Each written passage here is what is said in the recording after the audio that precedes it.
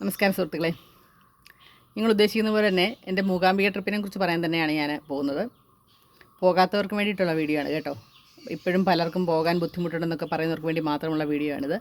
പെട്ടെന്ന് എങ്ങനെ ചെല്ലാം, അവിടെ തിരക്കില്ലാതെ എങ്ങനെ തൊഴാം എന്നതിനെക്കുറിച്ച്, എവിടെയാണ് താമസിച്ചതിനെക്കുറിച്ചൊക്കെയാണ് ഞാൻ പറയുന്നത്. അപ്പോൾ ഞാൻ താമസിച്ച സ്ഥലം ഞാൻ മറന്നു പോകുമ്പോൾ പെട്ടെന്ന് പറയട്ടെ. ചിത്രമൂല എന്ന് പറയുന്ന ഒരു ഗസ്റ്റ് ഹൗസിലാണ് താമസിച്ചത്. അതായത് ഏറ്റവും അടുത്തെന്ന് പറയാവുന്ന, അമ്പലത്തിനോട് ഏറ്റവും ചേർന്നെന്ന് പറയാവുന്ന ഒരേ ഒരു ടൂറിസ്റ്റ് ഹോമാണ് ഈ ചിത്രമൂല. അതായത് നമ്മൾ അമ്പലത്തിൻ്റെ ഏറ്റവും ഫ്രണ്ടിൽ നമ്മൾ മെയിൻ എൻട്രൻസിൻ്റെ അവിടെ ചെല്ലുമ്പോൾ തന്നെ കുറേ കടകളുണ്ട്. അതിൻ്റെ ഇടയ്ക്കായിട്ടാണ് ചെറിയൊരു എൻട്രൻസാണ് ചിത്രമൂലയ്ക്കുള്ളത്. ഞങ്ങൾ താമസിച്ച ഒരു ഡബിൾ റൂമാണ്. അത്യാവശ്യം സൗകര്യങ്ങളും ക്ലീനായിട്ടൊക്കെ ഉള്ള ഒരു റൂം തന്നെയായിരുന്നു. അതിന് 600 രൂപയാണ് അവർ ചാർജ് ചെയ്തിരുന്നത്. ഇത് സീസൺ അല്ലാത്തതുകൊണ്ടാണ് ഈ 600 രൂപ. ചിലപ്പോൾ ഇതേ മുറി തന്നെ നമ്മൾ വലിയ തിരക്കുള്ള സീസണിലൊക്കെ ചെന്നാൽ 1000, 1200, 2000 വരെ ചിലപ്പോൾ മേടിച്ചെന്നിരിക്കും. അപ്പോൾ അവിടെ ഒരു ഫിക്സഡ് ആയിട്ടൊരു റേറ്റൊന്നുമില്ല. നമ്മൾ തിരക്കില്ലാത്തപ്പോൾ പോകുമ്പോൾ വളരെ റേറ്റ് കുറവാണ്. തിരക്കുള്ളപ്പോൾ പോകുന്ന ഇതേ റൂമിന് ഭയങ്കര തിരക്കും ഒത്തിരി പൈസയുമാണ് ഈടാക്കുന്നത്. അപ്പോൾ ഞങ്ങളെപ്പോഴും പോകുന്നത് ചിത്രമൂല, മറക്കണ്ട, ചിത്രമൂല ഏറ്റവും അടുത്ത്. പിന്നുള്ളതൊക്കെ ഒന്നിൽ ഈ സൗപർണികയുടെ അപ്പുറത്തായിരിക്കും, അല്ലെങ്കിൽ സൈഡിലെ പുറകിലൊക്കെ ഇഷ്ടം പോലെ ഉണ്ട്. ഞങ്ങൾ ഒരുമാതിരിപ്പെട്ടെല്ലാം താമസിച്ചിട്ടുണ്ട്. കാരണം ഞങ്ങളൊരു 2003 സെപ്റ്റംബർ കല്യാണം കഴിച്ച അന്ന് മുതൽ ഞാൻ ഏകദേശം ഒരു 25 പ്രാവശ്യമെങ്കിലും പോയിട്ടുള്ള അമ്പലമാണ് ഈ പറഞ്ഞ പോലെ മൂകാംബിക. എൻ്റെ ആദ്യത്തെ ട്രിപ്പ് തന്നെ അങ്ങോട്ടായിരുന്നു. അപ്പോൾ ഒരുമാതിരിപ്പെട്ട എല്ലാ ഇടത്തും ഞങ്ങൾ ഈ റൂം കിട്ടുന്ന അവൈലബിലിറ്റി അനുസരിച്ച് താമസിച്ചിട്ടുണ്ട്. അപ്പോൾ ഏറ്റവും കഴിഞ്ഞ 2 വർഷമായിട്ട് ഞങ്ങൾ താമസിക്കുന്നത് ഈ ചിത്രമൂലയിലാണ്. കാരണം ഏറ്റവും നമുക്ക് അമ്പലത്തിലോട്ട് കയറാനും ഇറങ്ങാനും ഒക്കെ സൗകര്യമുള്ള ഒരു ഹോട്ടലാണ്, ടൂറിസ്റ്റ് ഹോമാണ് ഈ ചിത്രമൂല എന്ന് പറയുന്നത്. അവിടുത്തെ നമ്പരും അല്ലെങ്കിൽ അതിൻ്റെ ആ ഫോട്ടോയൊക്കെ ഞാൻ വേണേൽ കമൻറ്റിലിട്ടേക്കാം. അപ്പോൾ നിങ്ങൾക്ക് പെട്ടെന്ന് കണ്ടുപിടിക്കാൻ എളുപ്പമുണ്ട് പോകേണ്ടത്. പിന്നെ പോകുന്നത് ഓർക്കുക, എപ്പോഴും ഇടസമയത്ത് പോകാൻ ശ്രദ്ധിക്കുക. ഈ സമയത്തൊക്കെ ഇപ്പം ഭയങ്കര തിരക്ക് കുറവുള്ള സമയമാണ്. അടുത്ത മാസം ഉത്സവം തുടങ്ങുകയാണ്. അതുകൊണ്ട് തന്നെ ഭയങ്കര തിരക്കായിരിക്കും. നമുക്കത് സ്വസ്ഥമായിട്ട് തൊടാനൊന്നും സമയം കിട്ടില്ല, സൗകര്യം കിട്ടില്ല. ഇപ്പോൾ നമുക്ക് പോവുകയാണെങ്കിൽ വളരെ തിരക്കുറവ്. ഒന്നാമത് എക്സാം സീസണാണ്. അതുകൊണ്ട് തന്നെ പലരും ഈ സമയത്ത് പോകാൻ പ്രിഫർ ചെയ്യില്ല. അതേപോലെ തന്നെ പോകുമ്പോൾ എപ്പോഴും ഇടസമയം നോക്കി, അതായത് ഇപ്പം തിങ്കളാഴ്ചയോ ചൊവ്വാഴ്ചയോ ബുധനാഴ്ചയോ, അതായത് ഈ ശനിയാഴ്ചയ്ക്ക് മുമ്പ് പോയിട്ട് വരത്തക്ക രീതി ആണ് നിങ്ങൾ പോകുന്നതെങ്കിൽ തിരക്ക് കമ്പാരിറ്റീവ്ലി വളരെ കുറവായിരിക്കും. ഞങ്ങൾ വ്യാഴാഴ്ച വൈകിട്ട് കയറിയിട്ട് വെള്ളിയാഴ്ച അവിടെ എത്തി. അപ്പോൾ വെള്ളിയാഴ്ച ആകുമ്പം വലിയ തിരക്കുണ്ടായിരുന്നില്ല. പക്ഷേ ശനിയാഴ്ച ആയപ്പോഴത്തേക്ക് ഞങ്ങൾ പോകുന്ന സമയമൊക്കെ ആയപ്പോഴത്തേക്ക് അതിഭയങ്കരമായ തിരക്കായി. അപ്പം അങ്ങനെയൊക്കെയുള്ള സമയം സൗകര്യമായിട്ട് തൊഴേണ്ടവർ കേട്ടോ. എനിക്ക് കുറച്ച് തിരക്കില്ലാത്ത സമയത്ത് തൊഴുന്നതാണ് ഇഷ്ടം. അതുകൊണ്ട് ഞങ്ങൾ എപ്പോഴും ഇടസമയമാണ് നോക്കാറ്. അതേപോലെ തന്നെ ഞങ്ങൾ മംഗലാപുരം, ചങ്ങനാശ്ശേരിയിൽ നിന്ന് മംഗലാപുരം മലബാർ എക്സ്പ്രസ്സിനാണ് എപ്പോഴും പോകാറ്. ഞങ്ങൾക്ക് എപ്പോഴും അതാ സൗകര്യമായിട്ട് തോന്നിയത് കേട്ടോ. കാരണം നമുക്ക് കറക്റ്റ് ഒരു 10:30, 11 മണിക്ക് മുമ്പ് അവിടെ ചെല്ലും. അവിടെ നിന്ന് ആഹാരം കഴിച്ചാൽ അപ്പം തന്നെ നമുക്ക് ഈ പറഞ്ഞ സ്റ്റേഷനിൽ തന്നെ ബസ്സുണ്ട്. പണ്ടൊക്കെ ഓട്ടോ പിടിച്ച് ബസ് സ്റ്റാൻഡിൽ പോകണമായിരുന്നു. ഇപ്പം ട്രെയിൻ വരുന്ന സമയത്തിന് റെയിൽവേ സ്റ്റേഷനിൽ തന്നെ ബസ് വന്ന് നിൽക്കും. അപ്പോൾ അവിടത്തേക്ക് കയറിയാൽ നമുക്ക് ഏകദേശം ഒരു 3 മണിക്കകത്ത് നമുക്ക് ഏകദേശം 3.5 മണിക്കൂർ ബസ്സിൽ യാത്രയുണ്ട് കേട്ടോ. ഞങ്ങൾ അങ്ങനെയാണ് എപ്പോഴും പോകുന്നത്. അതുകൊണ്ടാണ് ഞാൻ അതിനെക്കുറിച്ച് പറഞ്ഞത്. ഞങ്ങൾക്ക് അതാ സൗകര്യമായിട്ട് തോന്നിയത്. യാത്രയുണ്ട്. ഒരു 3 മണിക്ക് മുമ്പ് നമുക്ക് മൂകാംബിക ബസ് സ്റ്റാൻഡിലെത്താം. അപ്പം തന്നെ നമ്മൾ റൂം എടുത്ത് നടക്കാനുള്ള ദൂരമേ ഉള്ളൂ. ഒത്തിരി ലഗേജൊക്കെ ഉണ്ടെങ്കിൽ ഓട്ടോ പിടിച്ചാൽ മതി കേട്ടോ. അവർ ചെല്ലുമ്പോൾ തൊട്ടേ ഞങ്ങൾക്ക് റൂം തരാമെന്ന് പറയും. പക്ഷേ നിങ്ങൾ നേരെ പോയി ചിത്രമൂല റൂമുണ്ടോ നോക്കുക. അതിന് ശേഷം നിങ്ങൾ എവിടെയെങ്കിലും റൂം എടുത്താൽ മതി. കാരണം ഏറ്റവും സൗകര്യമായിട്ട് തൊഴാൻ പറ്റുന്ന ഒരു ടൂറിസ്റ്റ് ഹോം ഈ ചിത്രമൂലയാണ്. അതുകൊണ്ടാണ് ഞാൻ അതിനെക്കുറിച്ച് പറഞ്ഞത്. തൊട്ടടുത്തൊക്കെ വേറെ ഉണ്ട് കേട്ടോ. അതിവിടെ കിട്ടിയില്ലെങ്കിൽ തൊട്ടടുത്തൊക്കെ അന്വേഷിച്ചിട്ട് പോകുക. കാരണം അവിടെ ഏജൻറ്റുമാരുണ്ട്. അവർ അന്നിപ്പം നമ്മളെ അവിടെ ഇവിടെയൊക്കെ കൊണ്ടുവിടുക. കുറച്ച് ഒത്തിരി ദൂരത്ത് പോയാൽ നമുക്ക് എപ്പോഴും പെട്ടെന്ന് അമ്പലത്തിലോട്ട് പോകണമെങ്കിലോ വരണമെങ്കിലോ ഒക്കെ അസൗകര്യമില്ല. അതുകൊണ്ടാണ് പറഞ്ഞത്.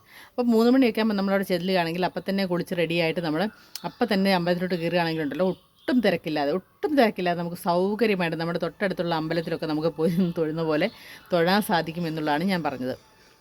പിന്നെ ഒരു സന്ധ്യ ആയി കഴിയുമ്പം ഈ സ്കൂളിൽ നിന്ന് എന്നുള്ള പിള്ളേർ വരും. പിന്നെ അതുപോലെ തന്നെ ഇങ്ങനെ ഈ ഓരോ ക്ഷേത്രങ്ങൾ സന്ദർശിക്കുന്ന ബസ്സിലൊക്കെ അതുപോലൊക്കെ ഒരുപാട് ആൾക്കാരും, അപ്പോൾ ഒരുപാട് പേര് ഈ പറഞ്ഞ പോലെ വരും. അപ്പോൾ വൈകുന്നേരം നമുക്ക് തൊഴാനൊക്കെ ഭയങ്കര ബുദ്ധിമുട്ടാണ്. അപ്പോൾ ഈ 4 മണിയൊക്കെ ആകുമ്പോൾ ചെന്നാൽ നമുക്ക് 2-3 പ്രാവശ്യം ഒട്ടും ക്യൂ ഇല്ലാതെ തന്നെ നമുക്ക് 3-4 പ്രാവശ്യം വേണമെങ്കിൽ എത്ര പ്രാവശ്യം വേണേലും നമുക്ക് പെട്ടെന്ന് തൊഴുതിറങ്ങാനായിട്ട് സാധിക്കും. അപ്പോൾ അവർ വലിയൊരു നമ്മളെ പെട്ടെന്ന് തള്ളി വിടത്തില്ല, മാറുമെന്ന് പറഞ്ഞ്. അപ്പം കുറച്ച് സമയം നമുക്ക് നിർത്തി തൊഴാനും നാമം ചോദിക്കാനും ഒക്കെയുള്ള സൗകര്യം അവിടെ കിട്ടും. പിന്നെ ഞങ്ങൾ ചെയ്യുന്ന ചെറിയൊരു ടിപ്പ് ഞാൻ പറഞ്ഞുതരാം, വേറെ ആരോടും പറഞ്ഞു കൊടുക്കില്ല കേട്ടോ. അതായത് ഈ 9 രാത്രി നമ്മൾ തൊഴുമ്പോൾ ഈ 9 മണിയാകുമ്പോൾ നടയടയ്ക്കും. അതിന് മുമ്പ് ആൾക്കാർ തൊഴുത് തീരുമല്ലോ. അവർ ക്യൂ ക്ലോസ് ചെയ്യാറാകുമ്പോഴത്തേക്ക് ഞങ്ങൾ അവിടെ നോക്കി നിൽക്കും. എന്നിട്ട് പെട്ടെന്ന് അവർ ക്ലോസ് ചെയ്യുന്നതിന് മുമ്പ് ഞങ്ങൾ അതിനകത്തോട്ട് കയറി. എന്നാൽ അവസാനം നമുക്ക് തൊഴുത് നന്നായിട്ട് ഒന്നുകൂടെ തൊഴുത് ഇറങ്ങാനുള്ള സൗകര്യമുണ്ട്. അപ്പോൾ ഇതൊക്കെയാണ് ഞങ്ങൾ ചെയ്യുന്ന കാര്യങ്ങൾ. അപ്പോൾ തിരക്കില്ലാത്തപ്പോൾ തന്നെ നിങ്ങൾ വഴിപാടോ ലഡു പ്രസാദമോ എന്താണെന്നൊക്കെ വെച്ചാൽ അതൊക്കെ തലേദിവസമേ തിരക്കില്ലാത്തത് മേടിച്ച് വെക്കുക. രാത്രിയിലൊക്കെ ഭയങ്കര തിരക്കായിരിക്കും, ക്യൂ ആയിരിക്കും. അപ്പോൾ ക്യൂ ഇല്ലാത്തപ്പോഴേ ഇതൊക്കെ മേടിച്ച് വെക്കാനായിട്ട് സൂക്ഷിക്കുക, ശ്രമിക്കുക. അപ്പോൾ ഇതൊക്കെയാണ് ഞങ്ങളുടെ മൂകാംബിക യാത്ര. അപ്പോൾ മലബാർ എക്സ്പ്രസ്സിനാണ് ഞങ്ങൾ പോകാറ് എപ്പോഴും കേട്ടോ. അത് രാത്രി 9:30 മറ്റോ ആണ് ഇവിടെ ചങ്ങനാശ്ശേരിയിൽ നിന്ന് ഞങ്ങൾ പോകുന്നത്. ഇതൊരു 10:30 മുമ്പ് നമ്മൾ 11 മണിക്ക് മുമ്പ് മംഗലാപുരത്തെത്തും. ഇങ്ങനെയൊക്കെയാണ് ഞങ്ങൾ പോകുന്നത്. അപ്പോൾ 3.5 മണിക്കൂർ ബസ് യാത്രയുണ്ട്. അതൊക്കെ പറ്റുന്നവരെ ഇതിന് പോകാവുള്ളൂ. അല്ലാതെ കുന്താപുരത്തും അതിൻ്റെ തൊട്ടടുത്ത് മൂകാംബിക സ്റ്റേഷനിലൊക്കെ ഇറങ്ങി പോകാറുണ്ട്. ഞങ്ങളിതുവരെ അത് ട്രൈ ചെയ്തിട്ടില്ല. കാരണം ഞങ്ങൾക്ക് ഇത് സൗകര്യമായിട്ട് തോന്നാറുണ്ട്. കാരണം ചെന്നാൽ പെട്ടെന്ന് ഫ്രഷായിട്ട് കുളിച്ച് അമ്പലത്തിൽ കയറാനൊക്കെയുള്ള സൗകര്യം കൊണ്ട് ഞങ്ങളിതാണ് എപ്പോഴും പ്രിഫർ ചെയ്യുന്നത്. അപ്പോൾ ഇതൊക്കെയാണ് എനിക്ക് പറയാനുള്ളത് നിങ്ങളോട്. നിങ്ങൾക്ക് മൂകാംബിക പോകേണ്ടവരുണ്ടെങ്കിൽ നിങ്ങൾ ഇതൊക്കെ മനസ്സിൽ വിചാരിച്ചുകൊണ്ട് നന്നായിട്ട് പ്രാർത്ഥിക്കുക. തീർച്ചയായിട്ടും നമുക്ക് പോകാൻ സാധിക്കും. അത്ര വലിയ ബുദ്ധിമുട്ടുള്ള കാര്യമൊന്നും അല്ല പോകുക എന്നുള്ളത്. അപ്പം എൻ്റെ 10-25 വർഷം ഞാൻ പോയ എൻ്റെ അനുഭവത്തിൽ ചില വർഷം ഞങ്ങൾ 2 പ്രാവശ്യം പോകാറുണ്ട്. ഇപ്രാവശ്യം മക്കളില്ലാതാണ് പോയത്. അവർക്ക് എക്സാം ആയതുകൊണ്ട് അവർ വന്നില്ല. എക്സാം കഴിഞ്ഞിട്ട് അവരെയും കൂട്ടി പോകാനായിട്ട് പ്ലാൻ ചെയ്യുന്നുണ്ട്. അപ്പോൾ ഇതൊക്കെയാണ് ഞങ്ങൾ മൂകാംബികയ്ക്ക് പോകുന്ന രീതി. എന്നെക്കൊണ്ട് പറ്റുന്ന പോലെ ഞാൻ അവിടെ നിന്ന് ലൈവൊക്കെ ഇട്ടു. അധികം ആൾക്കാർ വന്നില്ല, കാണേണ്ടവരുള്ളത് കണ്ടു. അതൊക്കെ എന്നെ കൊണ്ട് പറ്റുള്ളൂ. അപ്പം ഇതൊക്കെയാണ് എനിക്ക് പറയാനുള്ളത്. പോകേണ്ടവർ നേരത്തെ തന്നെ ട്രെയിൻ ബുക്ക് ചെയ്യുക, പോവുക. പിന്നെ തിരിച്ചു വരാനും അതേ ട്രെയിനുണ്ട്. വൈകിട്ട് 5:30 കഴിഞ്ഞ് 6:15 മംഗലാപുരത്തും തിരിച്ച് അതേ ട്രെയിൻ തിരിച്ചുണ്ട്. അപ്പോൾ അത് ബുക്ക് ചെയ്തിട്ട് നിങ്ങൾ 2 ദിവസം ഇട്ട് കുടിജാത്രി കൂടെ പോകണമെങ്കിൽ നിങ്ങൾ 1 ദിവസം കൂടെ എക്സ്ട്രാ ഇട്ട് വേണം നിങ്ങൾ ബുക്ക് ചെയ്യാൻ കേട്ടോ.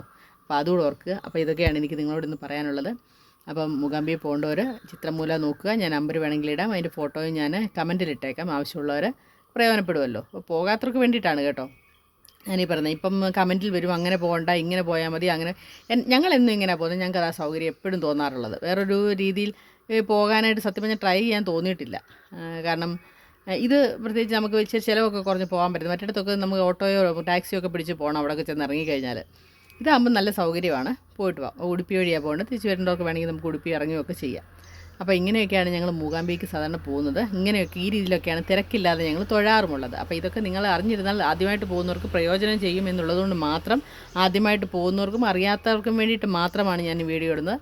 പോയി സൗകര്യമായിട്ട് തൊഴുതവർക്കൊന്നും വേണ്ടിയിട്ടല്ല. അതുകൊണ്ട് അവർ വന്ന് കമൻ്റ് ഇട്ട് വെറുതെ വെറുപ്പിക്കേണ്ട കാര്യമില്ല. പോകാത്തവർക്ക് വേണ്ടിയിട്ടുള്ള വീഡിയോ മാത്രമാണിത്.